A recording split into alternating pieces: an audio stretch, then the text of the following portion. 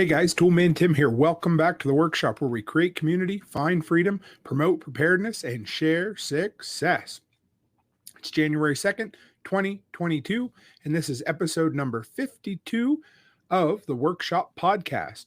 Tonight, we're going to deal with a grab bag of social media feedback. I've got some cool tips from the community. I've got some questions, some answers, and a really neat story that one of our community members shared with me through email. So we're going to discuss that. But first, just a couple of quick announcements to get out of the way, like always.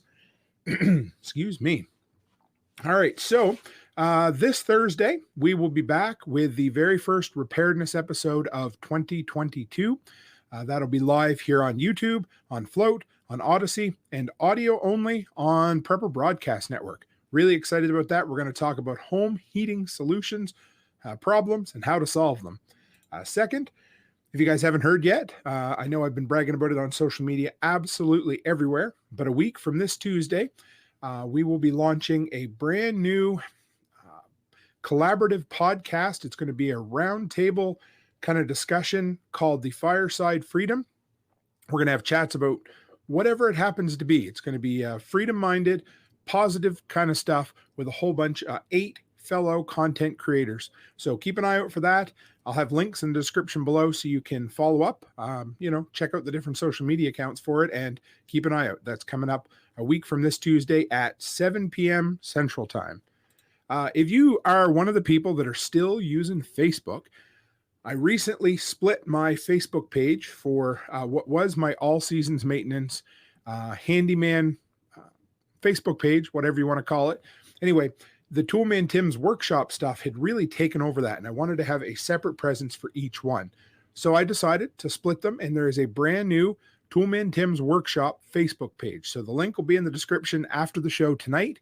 If you're interested, if you're still a Facebook user, because there's still a big community over there, and I wanted to make sure that that kind of stuff was split and available. And finally, this one's really cool. If you guys are FLOTE users, and if you've ever seen, there's a couple of channels over there that are always on. These guys do some incredible work. And the one is Studio 8424. And they just launched a new program, service, whatever you want to call it. And it's going to be called, or it is called radio8424.com.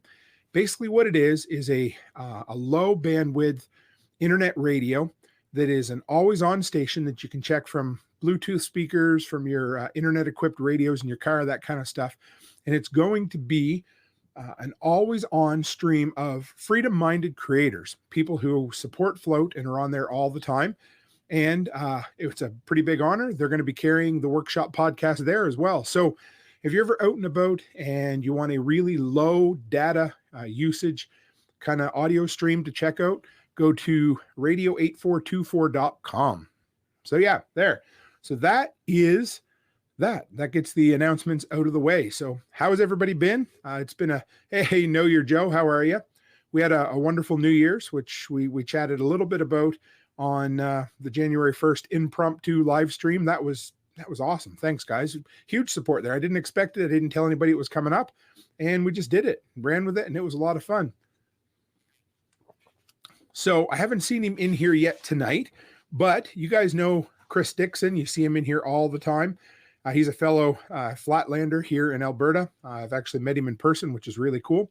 He sent me an email before Christmas, and I told him I wanted to use it in a show, but I had everything kind of booked up until after the new year. So I figured let's start out with a little story that he sent to me, like I said, a couple weeks back, 3-4 weeks back through email. So he said, we've had some fairly extreme winds down here lately. Couple that with some grass and brush fires, things could get out of hand fairly quickly. They haven't, thank you firefighters, but the way that people have reacted to certain situations has really got me thinking. When we talk about bugging out, we talk about knowing your route, knowing where you would go and a couple of ways to get there, but we don't really talk about the most basic thing, and that is to know where the hell you are on the planet, like your actual location and its proximity to all other areas. Story time, he says. I met a lady at a local gas station yesterday as I was grabbing a snack and some fuel. She had her horse trailer on and her truck was full of stuff. And I asked her, where was she heading? I know her, and I know she's a pleasure rider that does some competition stuff in the summertime. Not really the right time of the year to be hitting the road. Thought it was kind of strange. She said that she had to get her horses moved and clean out her little barn that she rents about 5 minutes west of town because there was a wildfire alert that a brush fire was heading in our direction. She was really panicked. I'd gotten the alert too, and the fire was burning way back in the forestry, about an hour and a half north and west of us. And if you guys know, well, anyway, yeah, we kind of pay attention to where things were and wind and that kind of stuff. So we were on the outer edge of the alert zone. We did get the alert, however. And Chris says here that it took him about 10 minutes to talk her down from the hysteria, explaining that the fire was heading away from us and it would take an absolute miracle for it to change directions and come their way. So what did he say? He said, keep an eye on the alert system and maybe keep her trailer on the truck if it helped her feel more prepared. But he said, it got me thinking about how many people have absolutely no clue where they are on this planet. I mean, I know that there are people in the cities that never ever leave their communities unless they have to go back to the hospital or have to go to the hospital. But when a rural person shows this level of cluelessness, sorry guys, it really took me by surprise. There's so much to unpack in this, but I really appreciate Chris is one of the best guys for sending quality content. And if you guys ever have something you think deserves a look in a show, or you want me to maybe share a story, or if you have questions, just email him, therealtimcook@gmail.com. That's the easiest way to get a hold of me, or social, whatever. Anyway, so let's unpack this, right? So this lady, she's sitting there and she's absolutely panicked because what did she do? She only read a little portion of the story. And you get this all the time. You know, people are like, oh my goodness, did you see we got a blizzard coming, or there's a fire coming, or, you know, we're under a snowfall warning. And then you look and it's like, well, no, we're actually not. It appears that if you look on the map, that the fire is a couple hours north of us. And if you know your prevailing winds in this area, the chances of it ever coming down toward you are slim to none. Now, that doesn't mean don't be prepared, but it does mean don't overreact. Don't act like an absolute idiot when it comes to something like this. You know, panic kills, right? So this lady was absolutely beside herself, probably had no plan in the world. All she knows is she has these expensive horses that she wants to take care of. And all she read on her phone or her text message alert, whatever it happened to be, was, oh my God, there's a fire coming. She didn't bother to take 2 more minutes, you know, because it's not going to be there right away anyway, even if it were, but take 2 more minutes to read a little bit, to look at a map and say, okay, where is it now? Because first off, if it was heading toward you, well, then it would tell you which direction to go, right? You know, yeah, head west, you know, southwest to get below and behind it. So you don't have an issue there. Or, you know, also, if you live in dry country where there's a good chance that there could be a fire and you have horses, and, you know, even just doing the mental exercise of sitting down and saying, well, if this ever happened, where would I go? Because this lady was absolutely lost. And unfortunately, that seems to be, you know, 95, 99% of people's mindset is, well, the government will take care of me for starters. You know how I feel about that. But beyond that, like, just have a plan, you know, and it doesn't need to be much. Like, you don't need to have, you know, 17 different roads out of town and, you know, pre-booked hotels and all this, but, you know, just know, like, okay, well, an hour or two in one direction or the other, know where you can go, maybe drive through that area sometime, find some pasture and just knock on a farmer's, you know, a rancher's door and just say, listen, if there's ever a fire and I ever need to evacuate, would it be possible to come down here? And I mean, really, you've got the horse trailer. They can stay in there for quite a while. So you just need to get out of Dodge for a bit. But this lady just had no clue what she was going to do, where she was going to go. And yeah. And then the other thing that really jumped out at me with this story was, you know, practice, right? So first off, have a plan, know where you're heading, know how to get out of Dodge, know where to go. But beyond that, practice. You don't, and I don't mean like drive right out of town or anything, but, you know, again, like if you have dogs, for instance, or cats, like practice rounding them all up because they can be little assholes, and get them into their cat carriers or the dog carriers, or get the horses in the horse trailers, and get your trailer on your trailer hitch, get hooked up and get ready to pull out, and just see how long it takes you. Have a list, you know, of the things you need, whether it's, you know, mineral for your horses or dog food for your dogs or whatever it happens to be. Right. But yeah, you know, just Man, I don't know. You hate to see people overreact, but that sometimes I think the panic that either the media or, even just the weather station, sometimes they have to get it out there. They have to be the first one to break some kind of story. And if you just take a minute and look, well, you know what? It might not be as bad as you think it is. But if it is, then go. But have a plan ahead of time, because we've talked about this before about bugging in versus bugging out. And if you plan ahead of time and you know where you're going, it's going to make the decision to go that much easier. So anyway, those are my thoughts on that story. Thank you, Chris, for sending that in, because that to me was it was a good example of somebody who really isn't prepared and just was flying by the seat of their pants and thought, oh my God, fire, I need to go. And yeah, so from there, anyway, plan, prepare, and then practice, I guess, right? Yeah, look at those 3 P's, alliteration. So this is going to be a hodgepodge all over the place.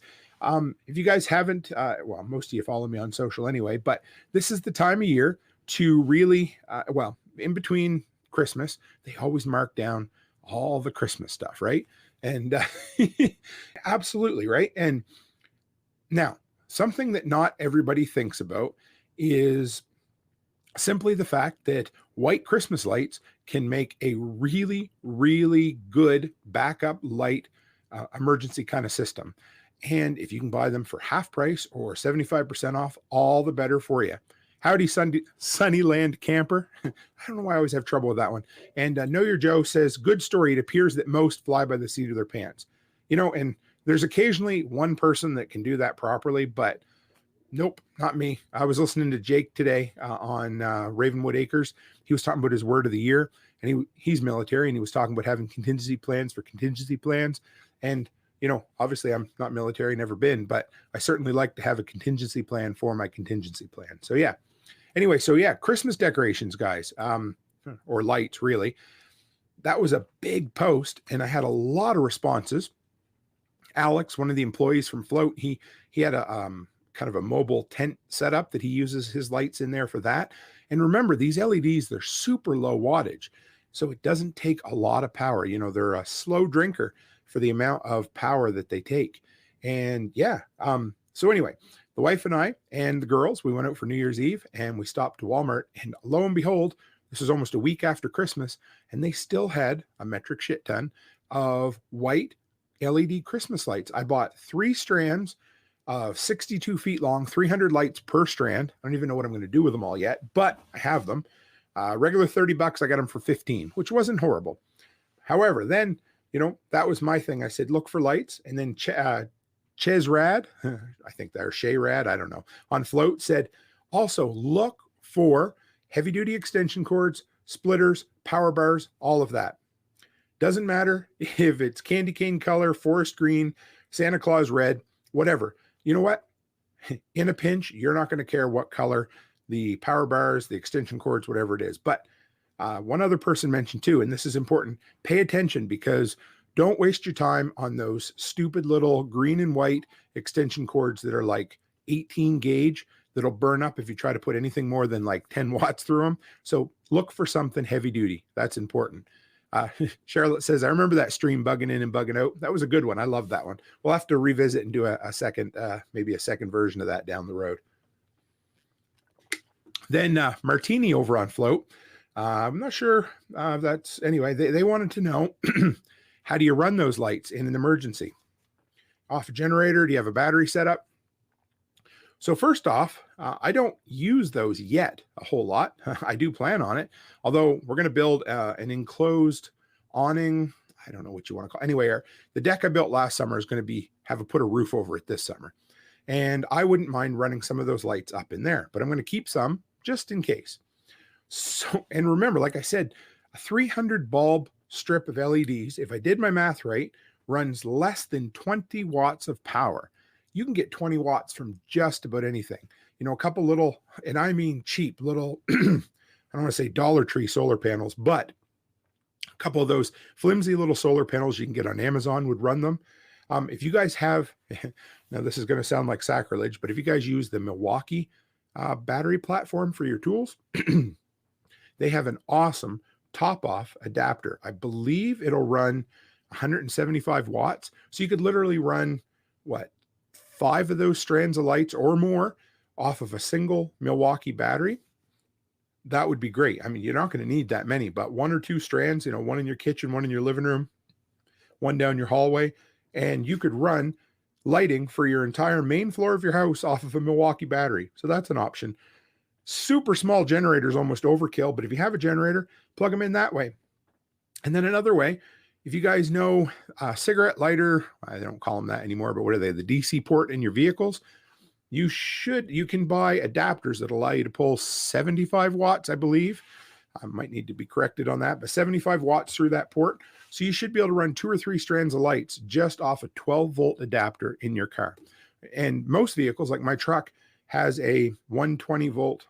Well, yeah, basically has a little inverter built in. So a regular old household plug there. It's only good for 75 watts, but yeah, I mean, it wouldn't take much. I'm sure you could run it off the battery off your car without even running your car for a day or two without even having to worry about it. Although I might be exaggerating slightly, but yeah. So thinking outside the box, I'm a huge fan of seasonal purchases. Always buy things afterwards. Oh, this is Acro. I can't remember how to pronounce that. I'm sorry. Vineyard said, this is Sean. Sorry, came in late, but what lights are these? Oh, no worries. So we're talking about, and if you follow me any length of time, I kind of have a seasonal way I post on social media, but I'm a big fan of buying things after the season. So last year I bought an entire lift of salt for like road salt for like 74 cents a bag. You know, you can't store that in every climate, but here in Alberta you can. Anyway, these are basically what I was talking about here were white, some people use blue, but white LED Christmas lights. You know, you'll see the mini ones, you'll see the bigger ones. The ones I bought were 300 bulbs, 62 feet long, I believe they were, and I got them for half price. So check out Home Depot, check out Lowe's, check out Walmart, and Costco and Sam's Club. I don't know about Sam's Club, but Costco doesn't usually clear out things too much. But any of your big box stores, just take a run through King of the Cheap. I love it. Yeah, absolutely. So yeah, take a walk through any of your big box stores and just see. It never hurts. I do it at the end of gardening season. I go through and I look for things like quick release hose connectors, heavy duty spray nozzles.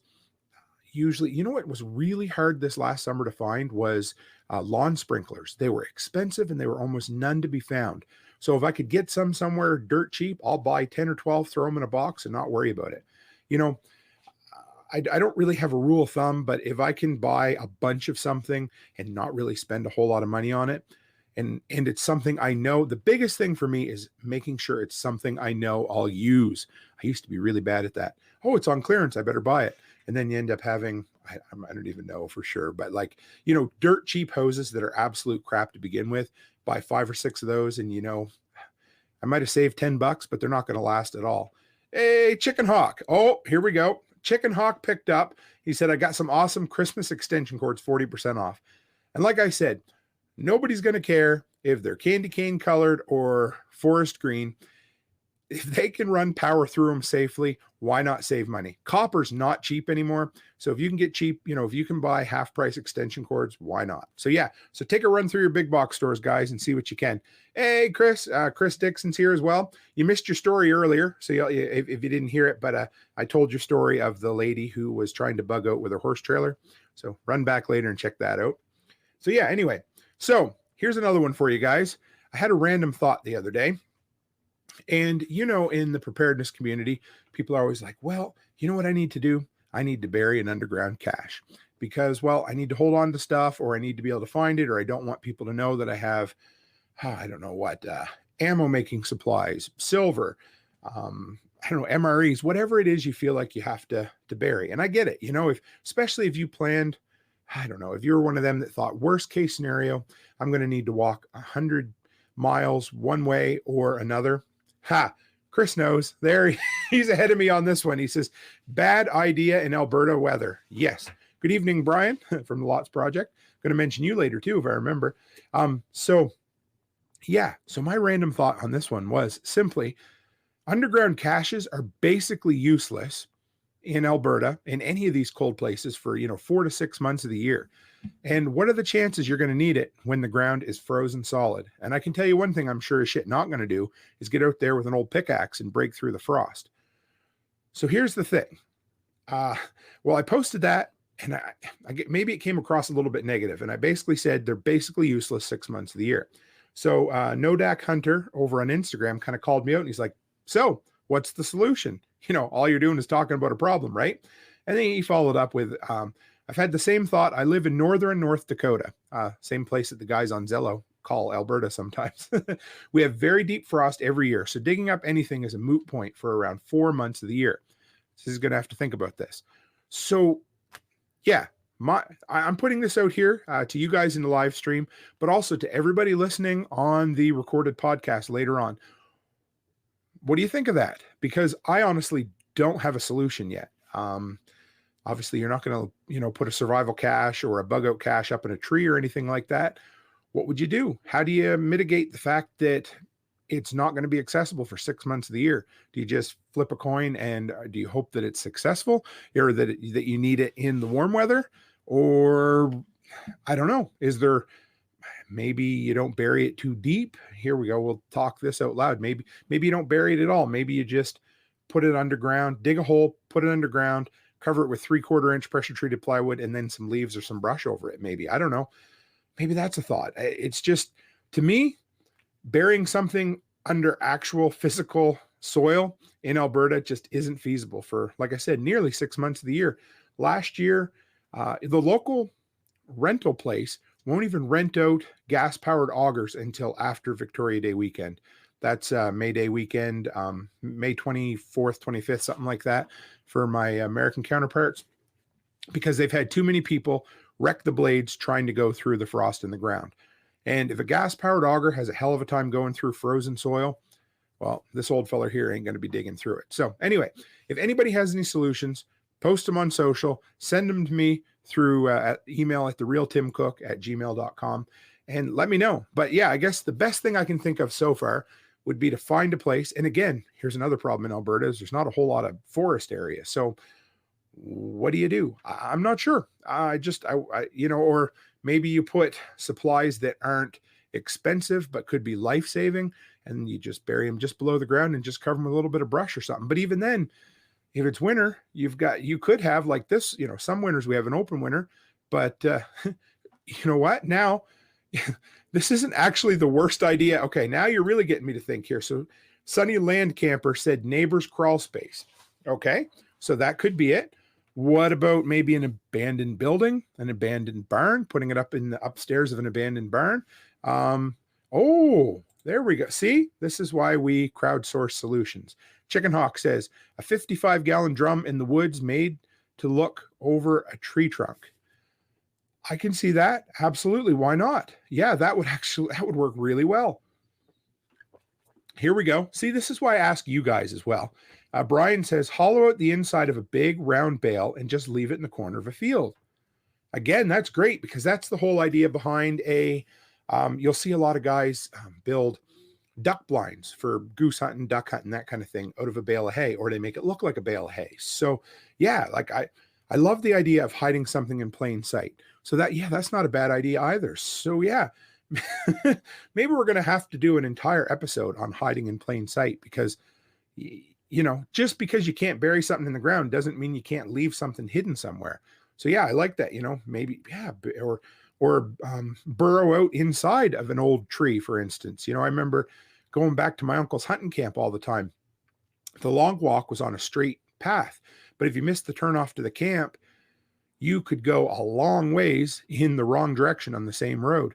And the marker to the path was always this great big tree that a feller could actually climb into the base of it, because it was like two trees that grew up together, or maybe it was like a hollowed out base. I don't know. Anyway, but something like that too. So yeah, good ideas, guys. I appreciate that very much. And to go back to, I know it was a little tongue in cheek here, but Sunny Land Camper said a neighbor's crawl space.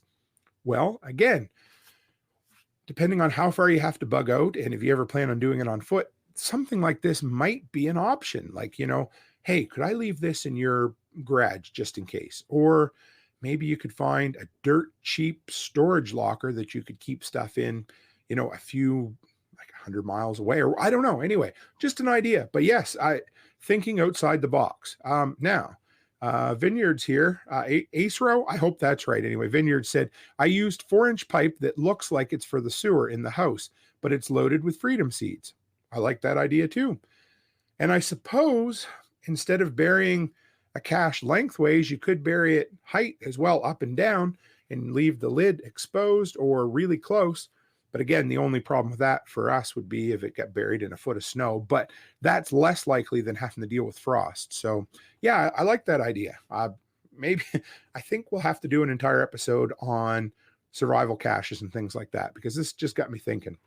And another thing, while we're talking and discussing, I didn't even have this in my notes, but again, the other day I was out back and I was looking around, and someday I would love to put underground water storage here, some sort of I don't know, like just, like a rain catchment system or something like that. Now, take this for what it is, but I had this idea. I looked and we have a hot tub there, and I thought, well, it's not a pool, but in absolute worst case scenario, there's quite a bit of usable water there. My only concern is, and I think I'm going to have to email the Berkey company, but I'm pretty sure filtering hot tub water through a Berkey would make it drinkable. Now, this is absolutely not advice. I'm spitballing here with you guys again, but I was thinking outside the box, water storage, what can a person do? Because the big thing up here, once again, 6 months of the year, anything outdoors is going to be frozen. And the hot tub is automatically, hey, Justin, how are you? 30-day reviews. Make sure to hit the like button. Appreciate that very much. Yeah, so Sunnyland Camper says Berkey Blacks would work. I've got 2 of them in my Berkey right now, so I'm sure that would work. And Brian says it doesn't take much to cover a 4-inch pipe. And that is true, man. That is absolutely true. So yeah, there's all kinds of thoughts there. But yeah, I figured as far as stored water, usable water, even if you needed it for like washing up or flushing the toilet or whatever it happens to be, the water's there. So why not use it, right? So here's another one. Josh G over on Float sent me a message and said, I got a couple of 5-gallon containers of gasoline that are too old to use. I had used fuel stabilizer on them initially, but got busy. He put quotations around that, not mine, and forgot to cycle through the gas. What's the best way to get rid of these? Well, first off, thank you for being honest. Nobody's perfect. And there's been plenty of times that I've left gas around that has just, I should have dealt with it. I should have rotated it. I should have. You know what? That can be a problem in the prepper community. We always sometimes bite off more than we can chew. And sometimes we forget things that we should have done. So not a big deal. Hey, and stop right here. Jake from Ravenwood, we just talked about you not long ago. He said, hey, Tim, finally made it to one of your live streams. I'm a big fan of pre-positioned supply, i.e. friends, family house, or retreat property. Well, Jake, I was going to email you later on. I would love to have you on sometime. I'm not sure how it works where you are, because Jake is a long ways away right now working for a very important job. But anyway, I'd love to have you on some evening for an interview, because this would be something a lot of fun to talk about. But yeah, so yes, the whole idea of pre-positioned supply, having something at a friend's house or a family's house, like you said, or a retreat property, that's a great idea. Going back again to my uncle's hunting camp, we used to have, first off, we had stuff in the camp. Well, we never locked the door, because if somebody wanted to get in, we might as well just let them through the door, because if they bust the door down, they're just going to wreck things anyway. Number 2, we didn't have anything around that was valuable. So if somebody wanted to take some of the old stuff, okay. We did have a breakdown 12-gauge shotgun that was underneath the folding, the hide-a-bed or whatever. That was about it. But if we ever had anything expensive, we would actually hide that outside somewhere, or kind of bury it or build a place to hide it. So just some thoughts. But yes, that I love that. Yeah, thanks, Jake. I appreciate you dropping in and giving us some feedback on that.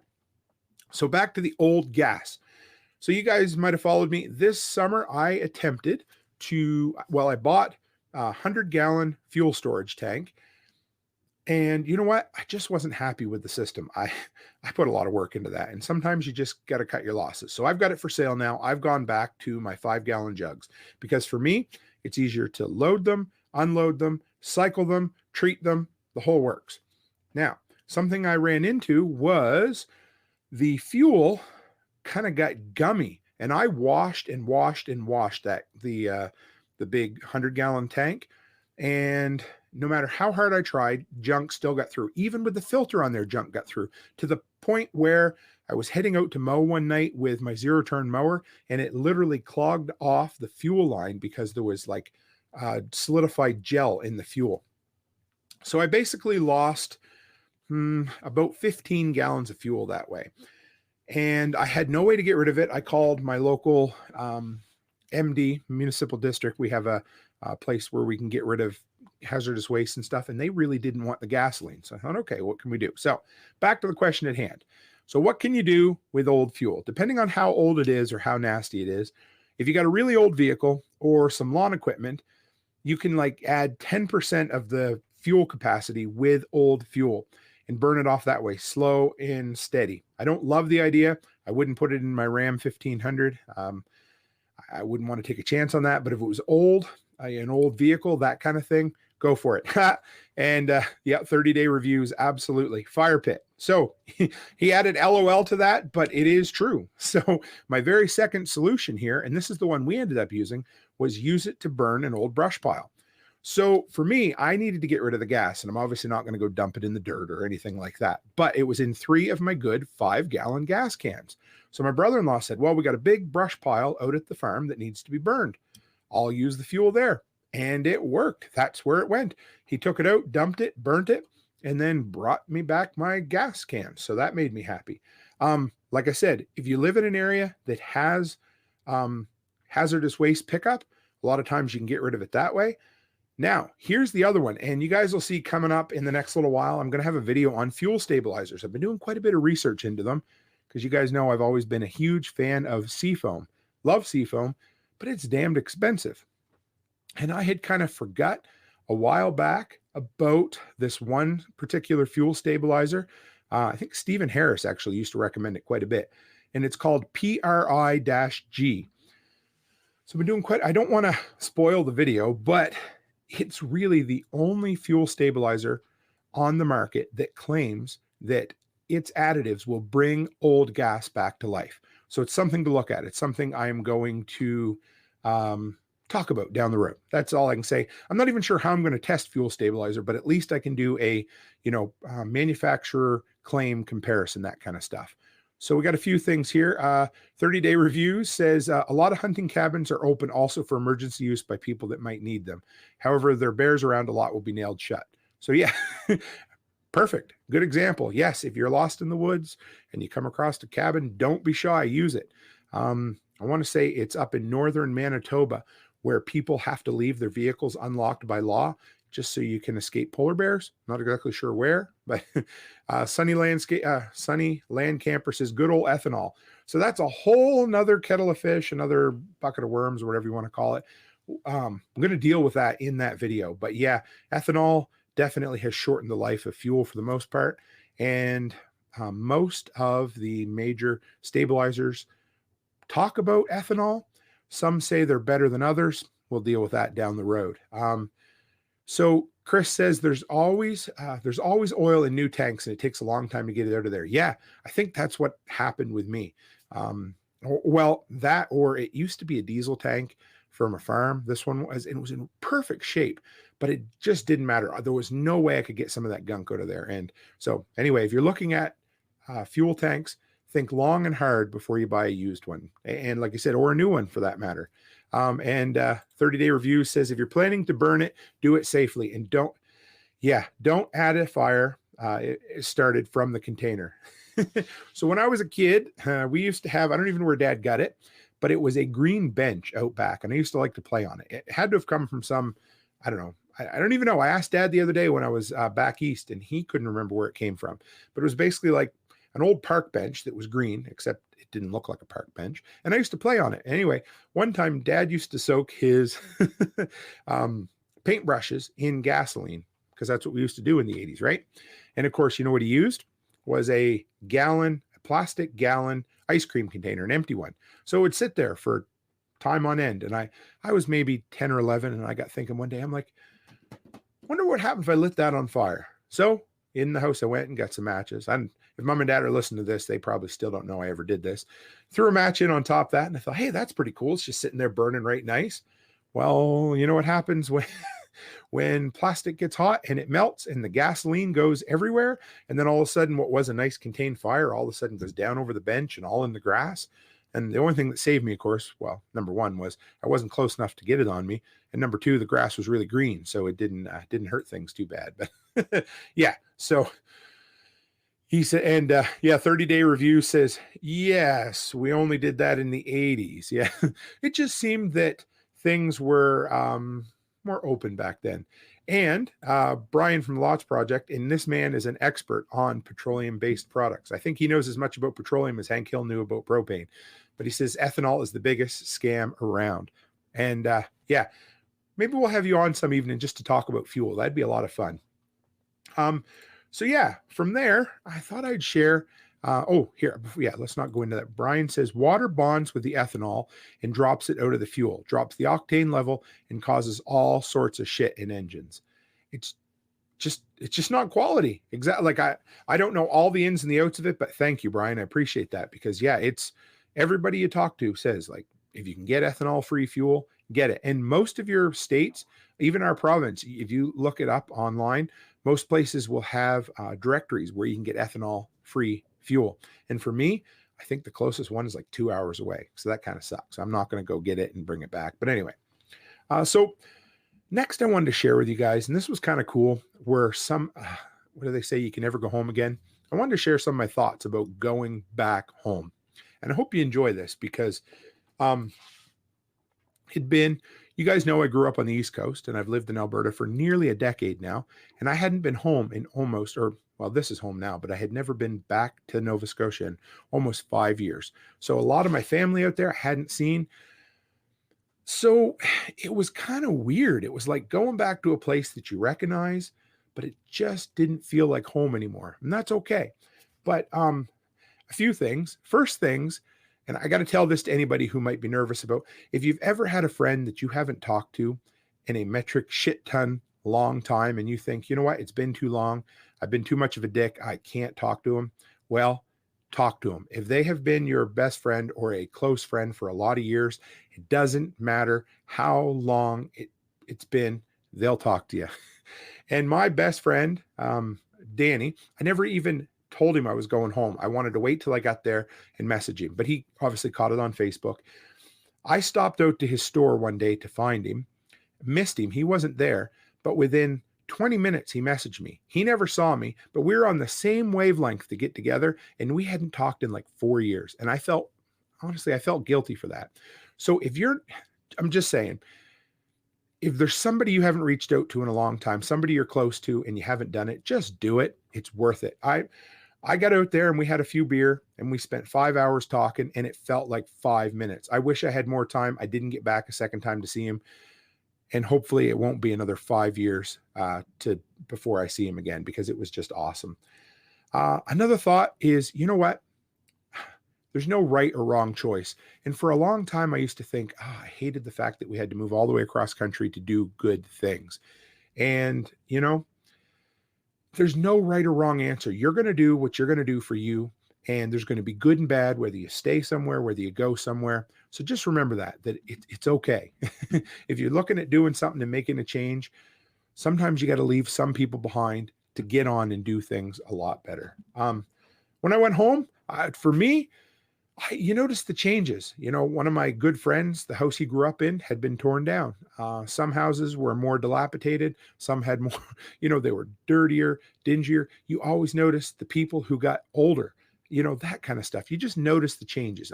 It was just a thought that came to my head. And if you guys ever see, there's a meme online that says cousins were always your first friends, your best friends. And when I was a kid, my dad, he came from a family of 9 brothers and sisters, and cousins we always played with. Well, my girls, they don't have a lot of cousins, and the few that they do, 3 of what they do have are back east.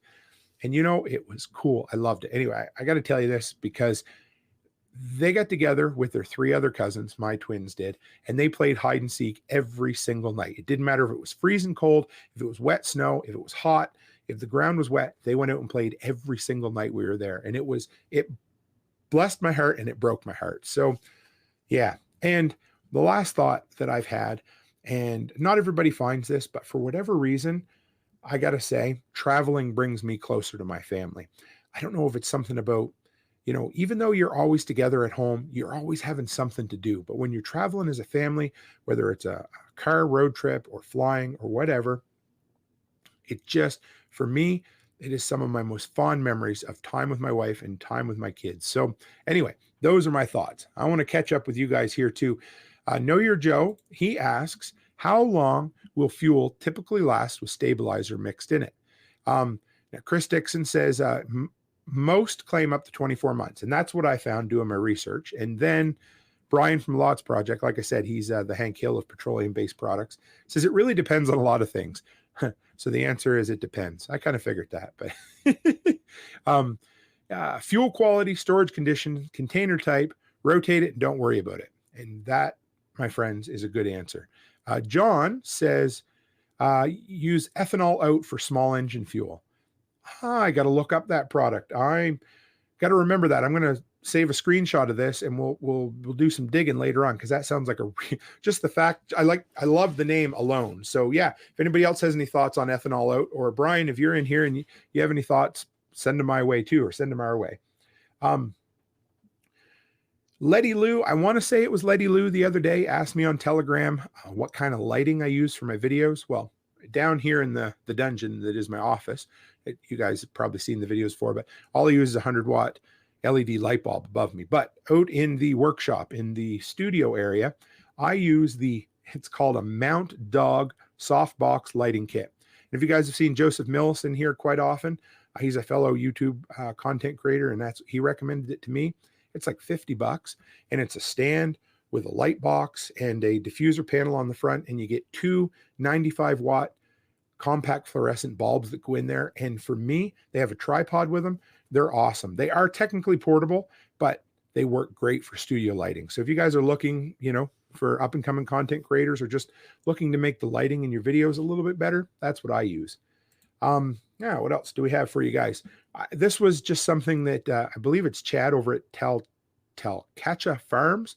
It was one post that I missed on all the Y2K stuff, and I just wanted to share it with you. He said, Tom Petty once said one of the lines from Crawling Back to You sums him up the best. Most things I worry about never happen anyway. I think it could be rephrased as most of us worry about the wrong things. In other words, our crystal balls are shit. And ain't that the truth? If anybody suffers from anxiety, or you're just a worrier in general, just remember, 99% of the stuff we worry about never turns out to be anything. It's a nothing burger. And this goes back to Amy Dingman's podcast a little while ago, where she was talking about how many things that we lose so much sleep over that just never amount to anything. And he was using this talking about Y2K, but you can absolutely take that concept and run with it. And just remember, our crystal balls are shit. That is incredible wisdom. I loved it. I had to share it with you. If you guys have seen, we've had a lot of snow here, and I've had some trouble with snow on my solar panels.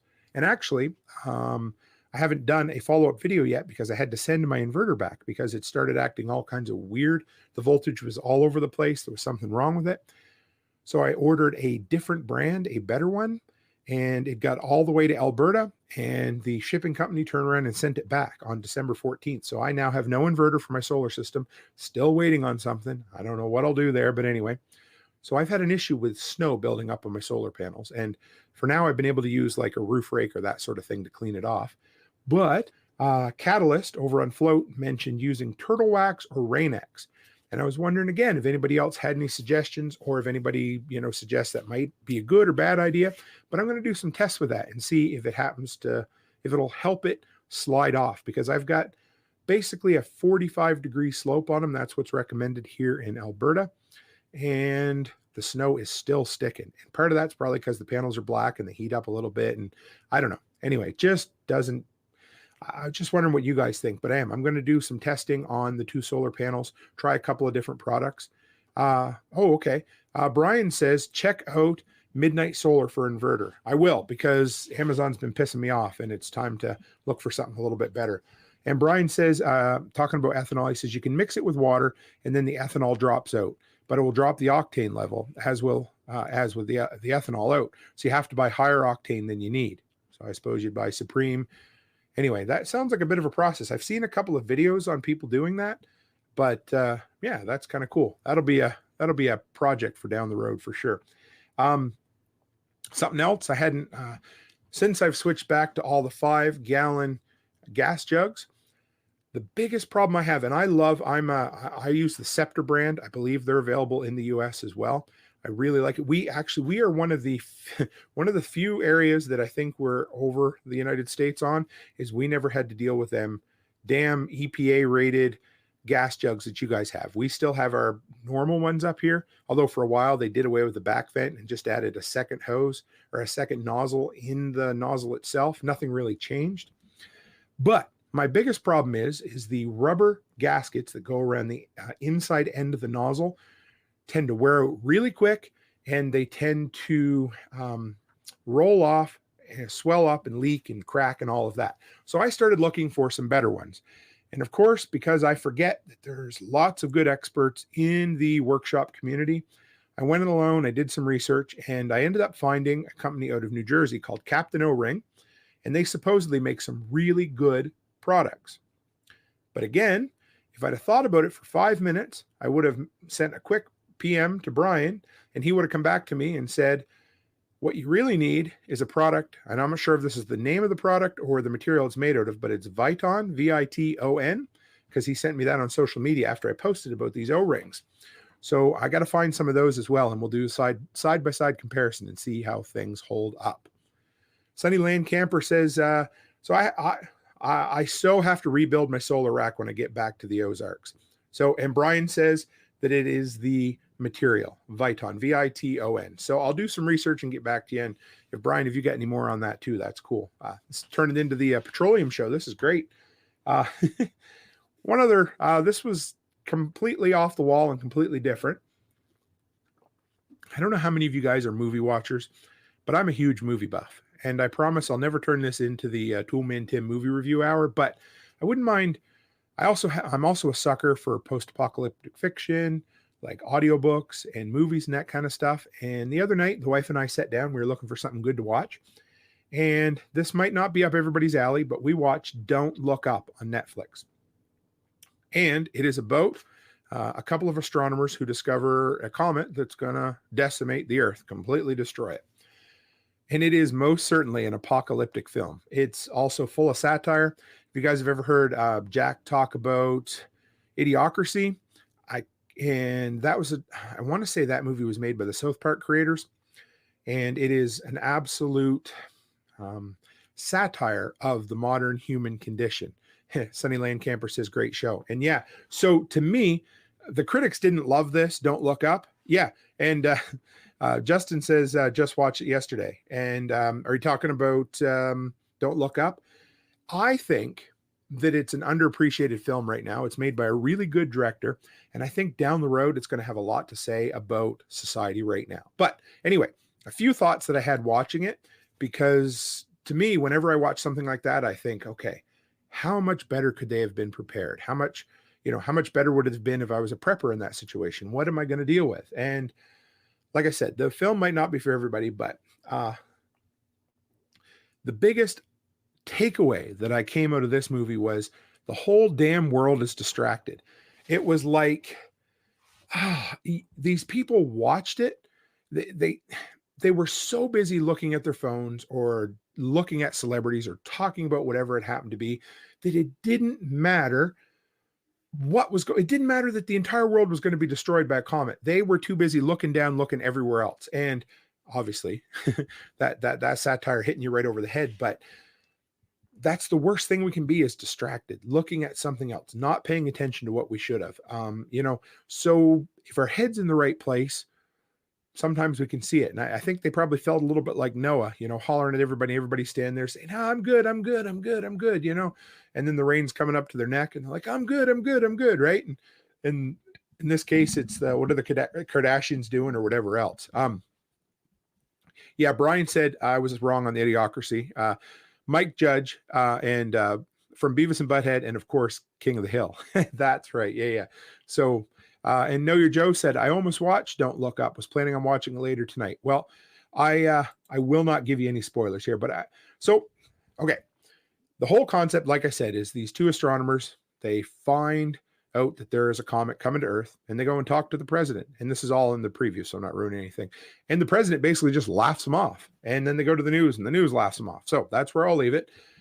And it is long. Yeah, it's like 2.5. Oh, sorry, guys. 2.5 hours long. So, and it does feel long. The guy that made this, I'm pretty sure is the same director that did like The Big Short and the Dick Cheney movie. I can't remember which one that was. But anyway, so looking at it, and you start to see humanity unravel or deal with things. And there was 5 types of people in there. There was the ones that keep living like normal. They buried their head in the sand and they said, you know what? This will pass. This too will pass. Well, you know what? That's good and well if it's not, a world ending. And of course, this is, I'm being a little facetious here, but if it's a legit emergency, burying your head in the sand is going to do you no good. Look at the people at Hurricane Katrina that said, you know what? It's never been that bad before. I'll stay at home. And they ended up, drowning in their attic. So that is, don't bury your head in the sand, right? The second ones were people looking for pleasure absolutely anywhere. The guys that were getting drunk or stoned or, whatever else. And that was just another form of distraction, just a way to deal with it. Then there were the ones that tried to fix it. It was almost like in denial, but you know what? There is. I mean, you can be that type of person. I tend to be a fixer. If there's a real bad solution or a real bad emergency at that time, I do what I can and I try to fix it. Right. Then there is, I don't want to go into this part too much, but there was somebody, of course, that tried to make money off it. And we talked about that in the Y2K show, where we talked about how there was a Y2K preparedness store in every mall back in the day. And yeah, so that's just an idea. But can you make money off something like that and still be a good person? Absolutely. However, quite often it does seem that some of those people try to take advantage of those disasters. And that's kind of what happens in this. So, and then the other ones, of course, were the turn to religion. And there's nothing wrong with that either. But that was just the 5 people. They saw this comet coming toward Earth. They knew that things were going to be really, really bad. And it was just a really cool case study on seeing how different people handled different things. And another thought I had in the whole thing is no matter how hard the government tries to hold it all together, it's going to fall apart. It's just a matter of when. And if you're prepped ahead of time, you can handle so much more. I enjoyed it. I really liked the movie a lot. I like satire. A lot of people said it was heavy-handed and, it was too obvious. But how else do you do something like that in this day and age? Because if your satire is not obvious, the average moviegoer is not going to get it. And I guess the critics didn't get it either. So Justin said, not surprised it had that it got bad reviews. They refused to see the irony in the videos. And it is long, 2 hours, 25 minutes. And Know Your Joe says, I fear that Idiocracy is almost a crystal ball. Hope that ball is broken. Welcome to Costco. I love you. Right? Is that how that goes? Or welcome to Walmart? Anyway, and then Sunny Landscaper says, come to think of it, I fell asleep at the end or before the end. But yeah, I love a good satire. And I think what's really good about that kind of stuff is it's like a mirror. And that's how good comedy, when people are allowed to say what they feel like they should be able to say, good comedy holds up a mirror to people and says, look, we're stupid. Do you see how dumb we are? We need to fix this. So anyway, and that's what a good satire movie does. But I really enjoyed this. And I might, once a month, I might do a little segment of either a post-apocalyptic book I've read or, just prepper lessons from something I've watched or consumed, because I'm sure there's enough people out there that, enjoy movies and enjoy media that it's kind of fun to talk about. And it's fun to pull lessons out of that stuff too. So, and if you guys have suggestions for other movies that you like or that are prepper minded, I would love to hear from you guys about it too. So yeah, that was pretty much all I had. We had, like I said, we had a great time going out east. It was great, but it was also great to get home and spend time with the family. I actually took almost 3 weeks off from making any content per se. I had basically 3 weeks of podcasts put up, and I got to say, guys, I really appreciate the support. The podcasts, they went like this for a long time, and now they're going way up. So for those of you who are on the audio only, of course, yeah, the views, the listens are trending up, and I am excited. I want this to turn into something so friggin' huge that we don't know what to do with, But anyway, that's neither here nor there. But for everybody who's listening, it just seems to be getting picked up more and more and more. Know Your Joe says, I have found that a lot of people live in the now with no regard to potential upcoming issues. Why do something now when you can panic later? Or when the government can come and help me, right? But you're absolutely right. And oh, I love this one. Brian says, sometimes I feel like I'm going to end up like Woody Harrelson in 2012. Yes, I don't even know. Right? Woody Harrelson's the guy that he's in the van living up on a hill, and he's got all the government secrets up on the wall, and he's like, look, this connects to this and this connects to that. And he's like, was it an Alex Jones kind of figure too? He's got a radio, or he's got a podcast. Hey, anyway. But yeah, a lot of times we feel like we're the only ones that can see problems. But don't fall under the trap of being pessimistic. Use it to motivate you. Use it to, if you're going to be Woody Harrelson in 2012, yes, he has his RV already. But if you're going to be Woody Harrelson in 2012, go down swinging, man. Get out there, share your thoughts. And most people aren't going to listen, right? Like you said, most people are going to have their head in the sand. But it always used to be common sense to prep. It always used to be common sense to be just a little bit prepared. And I don't mean looking for a ghost behind every corner. I don't mean, being an absolute idiot about things. And I don't mean shoving that kind of shit down people's throat either. I just mean be practical about it. Look at what is most likely to happen to you on an individual family basis, and then prepare for those things. And then look at the next things that might be a little less likely, but more likely than a comet hitting the earth. And then prepare for those things. And who was in here the other night? Pappy Cannoli was talking about being Mormon, and how one of the big reasons that they love to have a big stockpile of food on hand is so that they can help other people when they're in need during bad times like that. And you know what? Whether we say it or we don't say it, that's a big portion of prepping as well. Because again, you don't have to go out and fight the masses and the hordes and all that. It's just nice to have things on hand. And it's nice to be able to help people out, to throw people a package of toilet paper when you can't get it in the store, right? And I don't know about you guys, and I don't know if you're seeing this like we are. And part of it's being in a small town, but our grocery store is short on friggin' everything right now. And I hate it. I absolutely hate it. When you go an hour out of town to the bigger cities, things seem to be a lot better. The stores are more well stocked, but we're kind of at the very end. We're like the last town before Saskatchewan. So the truck route comes all the way down, hits all the small stores before it comes to ours last. And so a lot of times they just stock it up for what they have and they bring it out. But my wife was at the store tonight, and part of it's probably the holidays too, but there was no meat, almost no produce, and the prices keep going up. So what do they say? Buy it at today's prices so you don't have to deal with it tomorrow. And to me, that's practical preparedness, right? Sunny Landscaper says, y'all have a good week. Going to go back and see where I fell asleep during that movie, 73. Absolutely. And Know Your Joe says, the Lots Project, it would seem to me you might be better suited with a long-range twin-engine aircraft. And absolutely. He says, I want to ride that super volcanic eruption. There was a book a while back I read about, if anybody knows this book, I don't know. Anyway, he was a hermit. He ended up getting married and moved into like as far north BC as you could.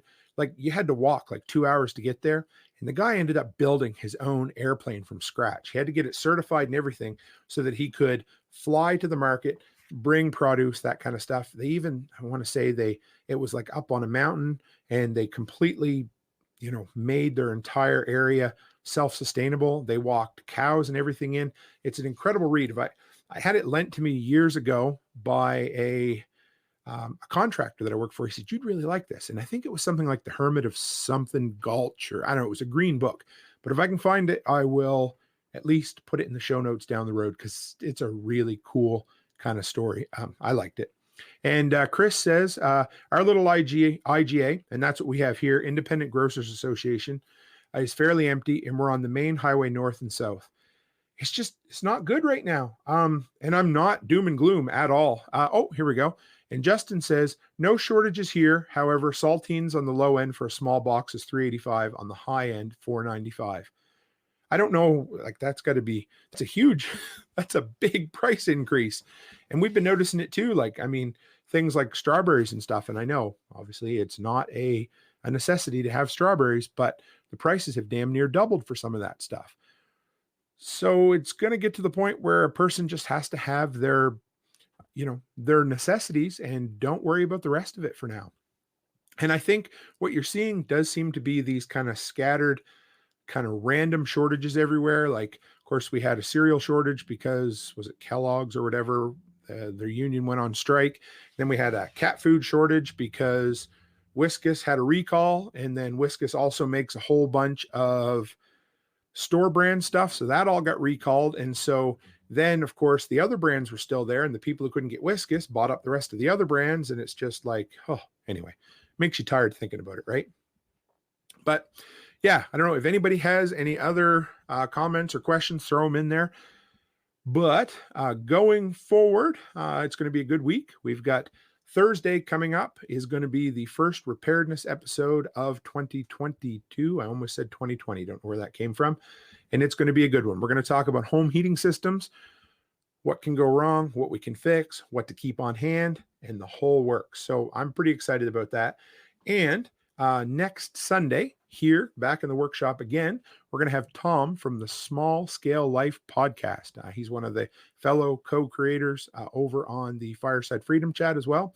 We haven't exactly nailed down what we're going to talk about, but I know we're going to talk about his journey in moving and the good things that are going to happen this year, and starting small businesses and all of that. But keep an eye out. I will post a thumbnail and a video link just to let you know what's going on. But anyway, guys, that's it. Just over an hour tonight. It was awesome. I love you guys dropping in. I seriously missed you. I don't think I finished my thought earlier, but I was almost 3 weeks where I didn't make any content, and about a week and a half in, I was starting to get antsy and wanting to get back on here and chat with you. So anyway, guys, that's it for me this evening. As always, stay happy, stay healthy, and have a great week.